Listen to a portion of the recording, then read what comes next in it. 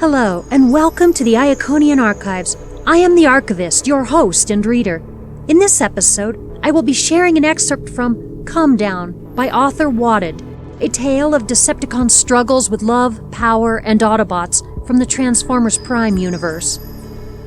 So pour yourself a glass of Injex, get comfortable at your console or in your berth, close your optics, and let's enter the archives.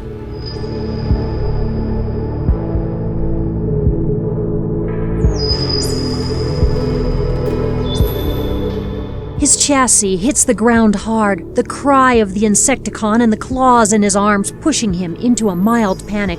Suddenly, it swung off him. Breakdown rolls onto his side, watching as Megatron hefts the creature off of his back and into the nearest wall. Breakdown gets back onto his peds, whipping back around to face Arachnid. He aims again, but halts. Arachnid has foregone their tiff, engaged in battle with the Autobots' two-wheeler. Wait, Autobots? Breakdown doesn't watch Arachnid run off, instead skimming the perimeter for any other interferences. It was rare that an Autobot was on their own like this, bold in their movements and meddling with Decepticon infighting. There had to be more of them, but where? Megatron's wrath snaps him out of his gaze, having gained a newfound confidence as he begins to tear through the Insecticon's very cabling. Breakdown doesn't move, unsure of what to do. Does he follow Arachnid and the two-wheeler, hoping to finish her off? Leaving Megatron alone sounds like the worst option. He's still standing, but the fight dragged on too long to be considered an easy victory. He could operate on the battlefield should he have to. The presence of Autobots has made him uneasy. He can't leave, but he's no better off than Megatron is when it comes to being surrounded. Breakdown shuffles off to the shaded areas on the cliffside, trying to make himself unseen. He wants to help Megatron. He's already lost Dreadwing to being separated, and Dreadwing wasn't their leader. Breakdown isn't even far off. He could sprint up there and fight like hell. But fighting like hell might not save them this time. Megatron's exhausted. There's no way they can tackle the same bots they've been struggling to kill for years. Breakdown activates his comm again. Soundwave, I need 2 air fleets, at least. Things aren't going good down here.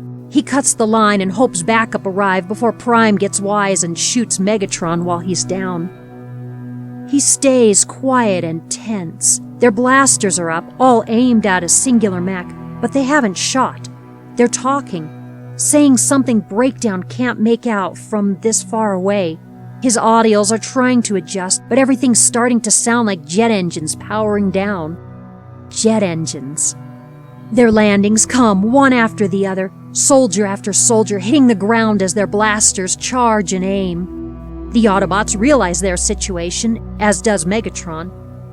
Breakdown exhales in relief, glad he's helped in putting them on even ground.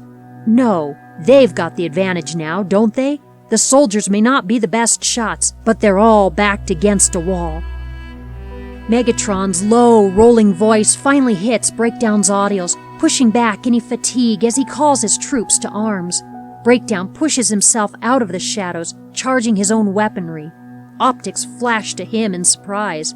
Only for a moment, and then the signal to fire flies. Breakdown wastes no time in getting to Megatron, dodging hits from both sides. He doesn't think he's ever dared to get this close to him before. He can see the scuffs from battle on his chassis. He loops a heavy arm around his shoulders, relieved that he gives little resistance to the help. He means to calm Soundwave again, as much as he wants to. Fighting isn't an option right now. They've both had a lot happen today, and the Autobots don't seem like they're being the cautious type.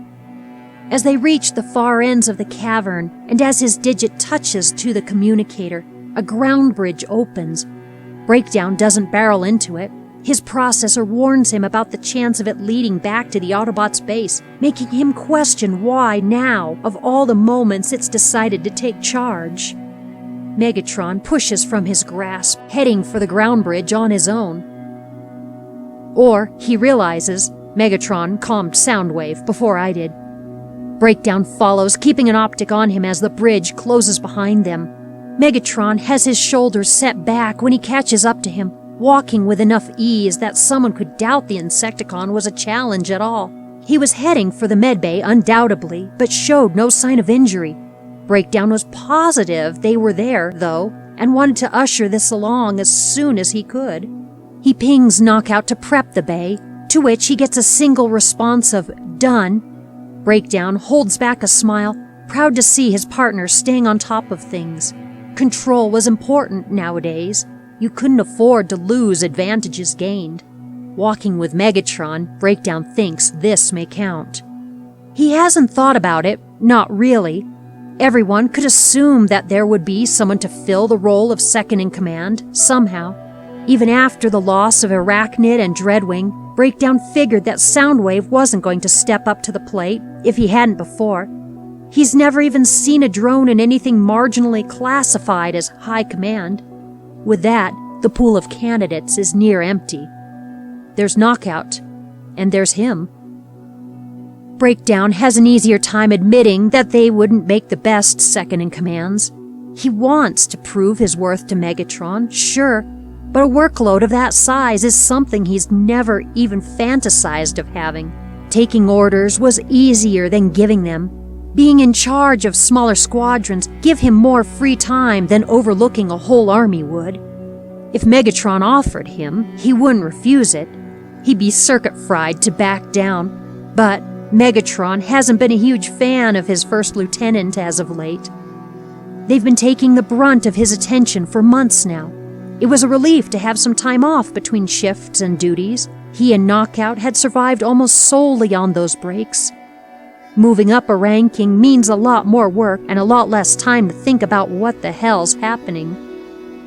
The thought makes him ill. His tanks react to his sudden bout of nerves, feeling like they're being gnawed through from the inside out. Breakdown has the advantage here, doesn't he? He's one of the best candidates for the open position. It just so happens to be a position once filled by mecha, who are all either dead or exiled.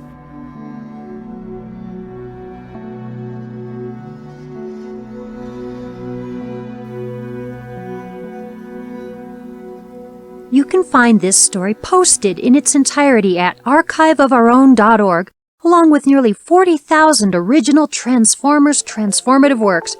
Give it a read and let the author know what you thought. Comments and kudos encourage authors to keep producing their art. Please share this channel with other Transformers enthusiasts.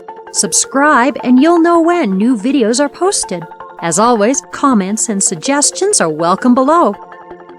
If you would like to suggest a story for reading here on the Iaconian Archives, please view our video From the Archivist, suggesting content, and you could hear me read some of your favorite Transformers fanfiction. From tonight's author and myself, thank you for your time and support.